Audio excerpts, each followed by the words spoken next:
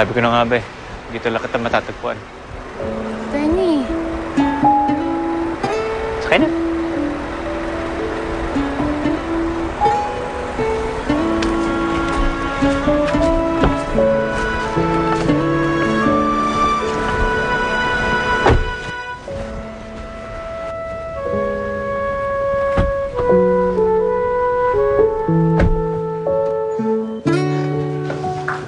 Si Katrina.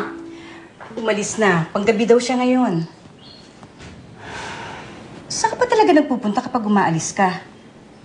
Lagi kang umaalis. Hindi mo naman sinasabi kung saan ka pumupunta. Nagpupunta ako sa kulungan. Dinadalaw ko si Daniel. Ha? Nakakulong ang ama ni Rizzy? Alam ba ni Rizzy yan? Hindi pa, Rosing. Pero malapit niya nang malaman. Teka, sandali lang, Cora. Eh, matagal ka na paalis-alis, ha? Ang ibig mo sabihin, matagal mo nang alam na nakakulong si Daniel? At hindi mo man lang sinasabi kay Rizzy yan? Alam mo, Rosing, alam ko namang mapapalapit si Daniel kay Alvina sa pamamagitan ni Rizzy. Pero hindi na ngayon. Galit na si Rizzy kay Alvina.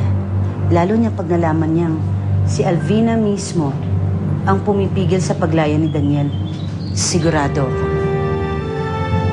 Isusumpa niya si Alvina. Lagi nang iniisip, may problema ako. Okay na ako. Okay, hayaan niyo na lang akong gawin ko anong gusto ko. Inaisip ko lang, baka sakali kung nandyan yung ama ni Rizzy, di baka naman hindi naman umabot sa ganito. Hindi. Walang maitutulong si Daniel sa sitwasyon ito. Eh paano kung sabihin ko sa'yo na alam ko kung nasaan ang daddy mo?